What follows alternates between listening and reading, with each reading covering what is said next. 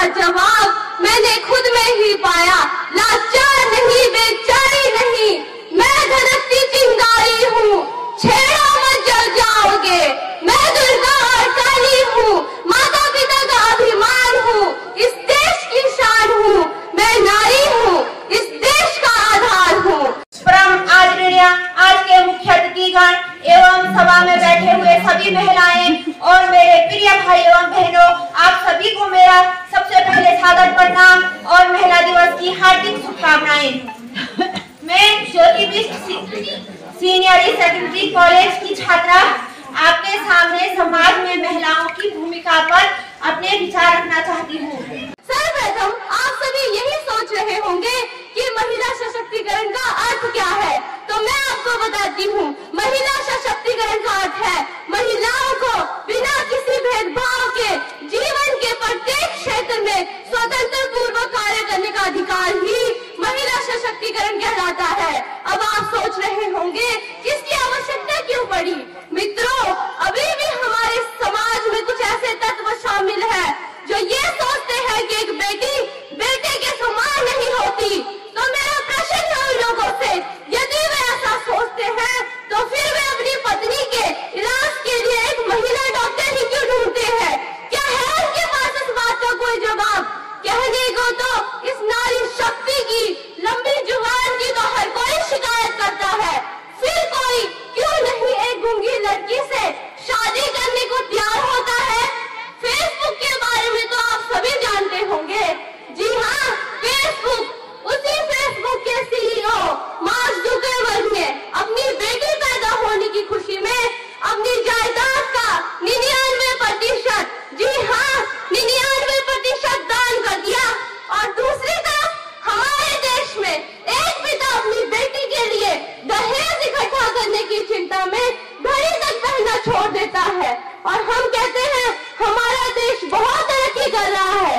वाह रे वाह, अरे अजीब रिवाज है हमारे देश का।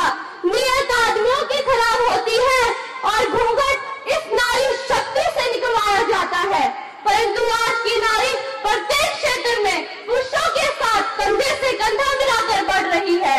और यही नहीं, समाज और सरकार भी इसमें महत्वपूर्ण योगदान दे रही है। सरकार के द्वारा बेटी बचाओ बेटी पढ़ाओ योजना, सुकन्या समृद्धि योजना, उज्ज्वला योजना जैसी अनेक योजनाएं लागू की गई है और समाज भी नारियों के महत्व को समझने लगा है। इसके अलावा भारतीय संविधान में राज्यसभा और लोकसभा में नारियों के लिए सीटें आरक्षित रखी गई है। अरे सुना है परिवार पर जिम्मेदारियों का बोझ बढ़ा तो ऑटो रिक्शा ट्रेन तक चलाने लगी है नारियां। साहस के साथ आसमान भेद कर अंतरिक्ष तक जा पहुंची है नारियां। अरे आजकल तो वायुयान तक उड़ाने लगी है नारियां।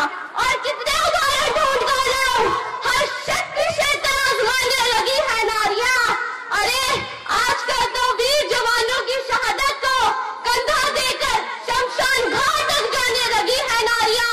यदि कल्पना चावला, किरण बेदी जैसी महिलाएं नहीं होती तो देश का नाम रोशन कौन करता। क्या है आपके पास कोई जवाब। मैं बेटी हूँ, मैं नारी हूँ, मैं सीता और मैं ही द्रौपदी हूँ, पर पुरुषों की इस दुनिया ने मुझे कैसी नियति दिखलाई। अरे कभी हार गए जुए में तो कभी अग्नि परीक्षा दिलवाई। कलयुग हो या सतयुग हो, इल्जाम मुझे पर आता है।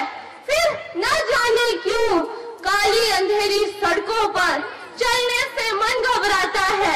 मैं डरती हूँ, मैं मरती हूँ, जब सफर अकेले करती हूँ। अरे न जाने ये कौन सा साया है, न जाने ये कैसी आहट है। फिर उन अंधेरी रातों में दो बाहों ने मुझे खींच लिया। एक ने मुंह पे हाथ रखा तो दूसरे ने आंचल खींच लिया।